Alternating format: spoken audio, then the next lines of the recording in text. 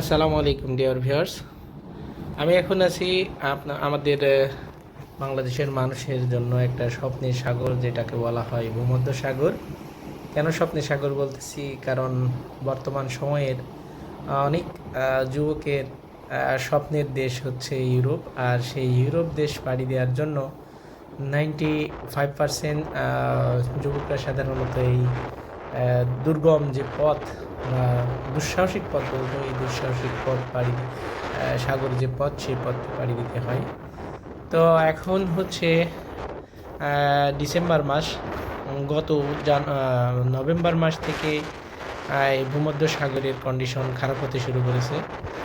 তার আগে এই সাগরে অবস্থা একদম মানে ঠান্ডাই ছিল, কিন্তু গত নভেম্বর থেকে শুরু হয়ে এই উত্তাল অবস্থা এখানে যতটুকু জানতে পেরেছি, এটা সামনে জানুয়ারি, ফেব্রুয়ারি, এমনকি মার্চ পর্যন্ত চলে যেতে পারে।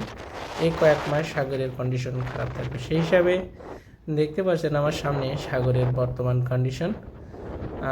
আমাদের শিডিউল ছিল ইউরোপের আরেকটি দেশ মাল্টার মার্সাস লক বন্দরে।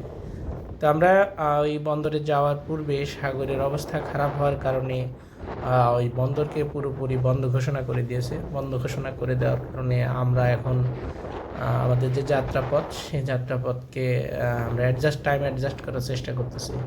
তো আমার ডিউটি শেষে আমি যখন বাইরে আসলাম, বাইরে এসে সাগরে এই পরিস্থিতি দেখে আমার তো আমাদের দেশের যে সমস্ত ভাইরা আছে যারা এই দুর্গম সাগর পথ পাড়ি দেয়, তাদের কথা মনে হলো। তো তার উপরে থেকেই মনে হলো যে না, একটু ভিডিও করে রাখি এবং আপনাদের সামনে উপস্থাপন করার চেষ্টা করছি।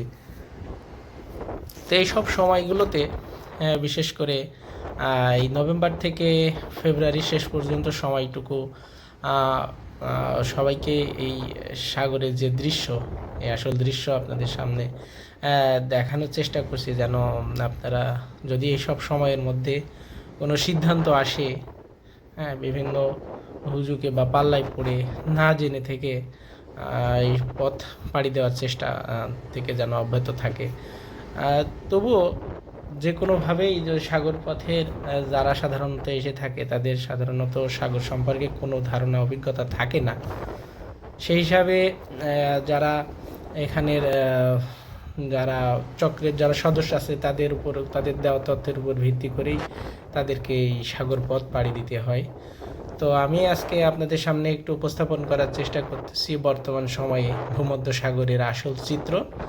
তো এই সমস্ত সময়গুলোকে আপনারা অবশ্যই বিবেচনায় রাখবেন। এছাড়া যারা এই উত্তাল সাগর পাড়ি দেওয়ার জন্য মন স্থির করেছেন, তাদেরকে বিষয়গুলোকে চিন্তা ভাবনা করার জন্য বলতেছি। তো ভালো থাকবেন, দোয়া রাখবেন। আবার পরবর্তী কোনো ভিডিওতে দেখানোর চেষ্টা করব অন্য কিছু।